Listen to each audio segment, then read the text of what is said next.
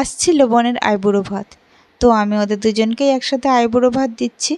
অবশ্যই এর আগে আমি কাউকে আইবুড়ো ভাত খাওয়ানি কখনো, এই ফার্স্ট টাইম। তবে আমি আমার মতো করে চেষ্টা করেছি, অত নিয়মকানুন আমি জানতাম না আগে। তো যাই হোক, হ্যালো এভরিওয়ান, তোমরা সবাই কেমন আছো? আশা করছি খুব ভালো আছো। তো দেখো, আমি সকাল সকাল রেডি হয়ে রান্নাঘরে চলে এসেছি।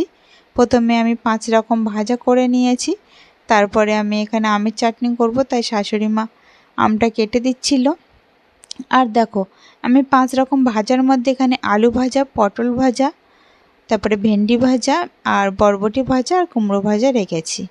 আর ততক্ষণে দেখো আমটা যে কাটা হয়ে গেছিলো, তো সেই আমটা দিয়ে আমি আজকে বানাবো টক ঝাল চাটনি। তো এই চাটনিটা পুরোটাই আমি ভাজা মশলা দিয়ে আজকে করব। তো এই চাটনির রেসিপি যদি কেউ জানতে চাও অবশ্যই বলো, আমি রেসিপিটা একদিন দিয়ে দেবো। তো দেখো, চাটনিটা আমার হয়ে গেছে প্রায়। তো এখানে আমি পুরোটাই ভাজা মশলা ইউজ করব, তবে ভাজা মশলার মধ্যে কি কি থাকবে সেটা পরের ভিডিওতে বলবো।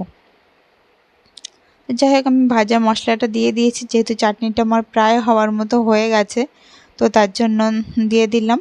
এরপরে কিছুটা ফুটিয়ে আমি নামিয়ে নেব। আর দেখো, ততক্ষণে এখানে মাংসটা ম্যারিনেট করে রাখা হচ্ছে।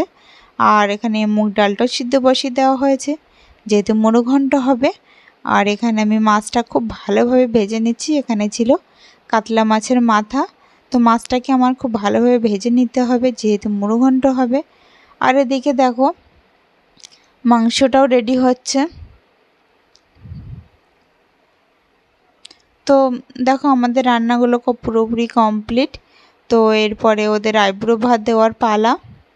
তো এর মধ্যে আমার ছিল প্রথমে পাবদা মাছের ঝাল, তারপরে চিকেন, মুড়ো ঘন্ট, তারপরে চাটনি, পাঁপড়, স্যালাডও ছিল, আর 5 রকম ভাজাও ছিল, লেবু ছিল, আর ছিল সাদা ভাত, তার সাথে ছিল লেডিকেনি আর রসমালাই। এইটুকুই ছিল আমার আজকের আয়োজন। তো আমার এই ছোট্ট আয়োজন তোমাদের কেমন লাগলো অবশ্যই জানিও। আর এখানকার ডেকোরেশনটা কেমন হয়েছে সেটা অবশ্যই কমেন্টে বলো। তো তারপরে এবার আশীর্বাদ করার পালা। তো আমি প্রথমে আমার বোনের বরকে আশীর্বাদ করে নিচ্ছিলাম।